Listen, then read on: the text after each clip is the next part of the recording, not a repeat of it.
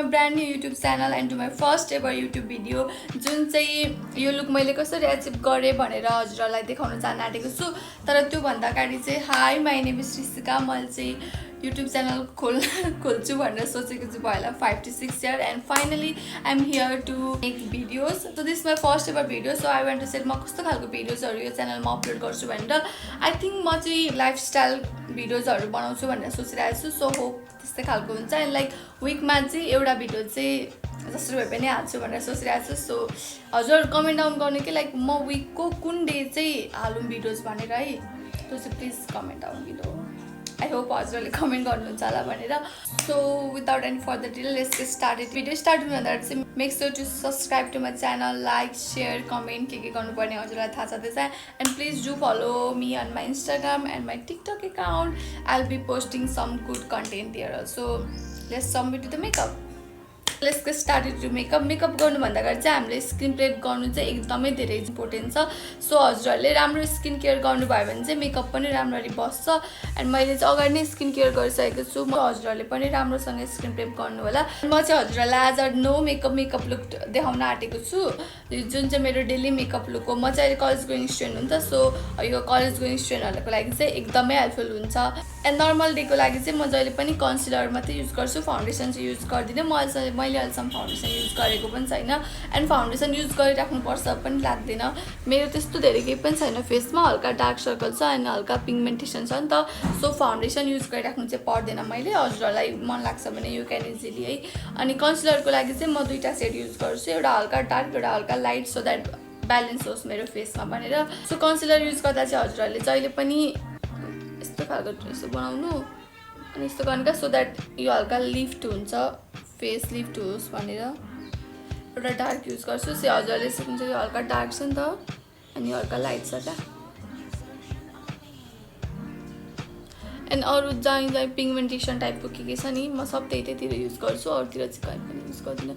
अनि यहाँ हल्का कन्सिलर युज गरिसकेँ. एन्ड हजुरहरूले हातको सहायताले लगाउँदा पनि हुन्छ. एक्जेली ब्लेन्ड हुन्छ. म चाहिँ ब्युटी ब्लेन्डरको हेल्पले युज गर्छु. एन्ड ब्युटी ब्लेन्डर चाहिँ हजुरहरूले हल्का वेट पार्नुपर्छ.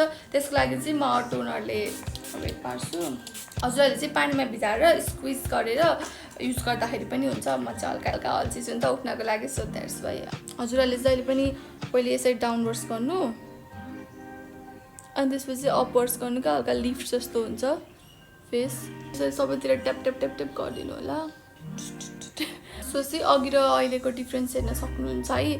सो म यो अन्डर आई सेट गर्नको लागि चाहिँ लुज पाउडर युज गर्छु. पाउडरको लागि चाहिँ मसँग छ ल्याक्मीको. यो चाहिँ मेरो मम्मीको मैले छोडेको. सो थोरै पाउडर लिने अनि यहाँ ट्याप ट्याप गर्ने क्या. अनि त्यसपछि लगाउने लाइक डाइरेक्ट चाहिँ नलगाउने हल्का ड्राई हुन्छ फेस. सो मैले जहाँ जहाँ कन्सिलर युज गरेको थिएँ त्यति मात्रै युज गर्छु म चाहिँ. त्यसले गर्दाखेरि चाहिँ जुन हामीले कन्सिलर लगाएको थियौँ नि त्यो सेट हुन्छ है. त्यो चाहिँ हल्का टी जोन एरियातिर चाहिँ ओइल निस्किन्छ. सो त्यही भएर म चाहिँ टी जोन चाहिँ हल्का मजाले सेट गर्छु पाउडरले. सेट गरिसकेपछि चाहिँ म मस्कारा युज गर्छु. मस्कारा युज गर्दाखेरि जहिले पनि यो एक्सेस प्रोडक्टहरू चाहिँ यसरी सबै निकालिदिनु होला नभए एकदमै क्लम्जी हुन्छ नि त. सी डिफ्रेन्स अघि र अहिलेमा. एन्ड मस्कारा युज गरिसकेपछि चाहिँ म भन्दाखेरि बिहानै कलेज छ भने चाहिँ यु क्यान ट्राई दिस. अब किनभने अब बिहानै त आइलाइनर लगाउनु त भ्याइँदैन. किनभने जहिले पनि धेरै जस्तो 90% केसमा चाहिँ एउटा आइलाइनर बन्छ अर्को आइलाइनर बन्दैन. अनि त्यो मेटाएर गन्दा हुँदा त बिहानै त भ्याइँदैन. अनि त्यही भएर यो चाहिँ एकदम बेस्ट हो.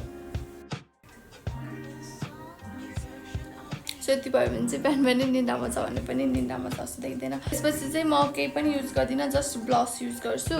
ब्लसको लागि चाहिँ मैले लिपस्टिक युज गर्छु. यो चाहिँ मेरो दिदीले दिनुभएको थियो. थोरै नाकमा पनि युज गर्छु. त्यसपछि ब्युटी ब्लेन्डर लिने. अरू केही नलगाए पनि म ब्लस चाहिँ लगाएर हिँड्छु बिहानै है. फ्रेस देखिन्छ नि त. लाइनरको लागि चाहिँ म एलए कलर्सको क्याफे युज गर्न आँटेको छु. युज गर्दा गर्दा सकिन आँटिसकेपछि यो चाहिँ मेरो फेभरेट हो. यसरी लिप ओभरलाइन गर्छु. ओभरलाइन त गर्दिनँ तर ठ्याक्क लिप्समै हुने गरी लाइन गर्छु. एउटा फ्याक्ट भनौँ 3 महिना अगाडिसम्म मलाई लिपस्टिक लगाउन पनि आउँदैन त. लाइक अझै पनि म पर्फेक्टै छैन क्या.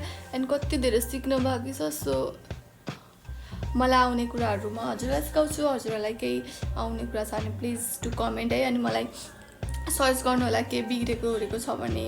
अनि ह्यान्डले हल्का यसरी रब गर्छ। लास्ट अहिले चाहिँ ग्लस एकदमै धेरै ट्रेन्डमा छ नि त, अनि मलाई पनि एकदमै धेरै मनपर्छ। अनि लास्टमा म ग्लस युज गर्छु। ग्लसको लागि चाहिँ ब्ल्याक कलर्सको लिप स्टेन युज गर्छु। अरू ग्लसहरू चाहिँ हल्का के भन्छ पातलो टाइपको हुन्छ क्या, यो चाहिँ हल्का बाक्लो छ, मजाले देखिन्छ पनि, अनि यो एफोर्डेबल पनि छ अनि राम्रो पनि छ। सो मलाई चाहिँ एकदम मनपर्छ। लास्टमा चाहिँ म सेटिङ स्प्रे युज गर्छु सो द्याट मजाले सेट होस् भनेर। अब बाहिर निक्लेपछि त 4-5 घन्टा त बाहिरै हराइन्छ नि त, सो द्याट मेकअप मजाले सेट होस् भनेर चाहिँ म सेटिङ स्प्रे युज गर्छु। अनि मजाले यसरी सुक्न दिनुहोस्।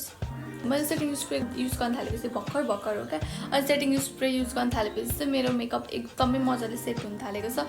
This my final look. What do you guys think? I love it. मलाई चाहिँ एकदमै धेरै मनपर्छ।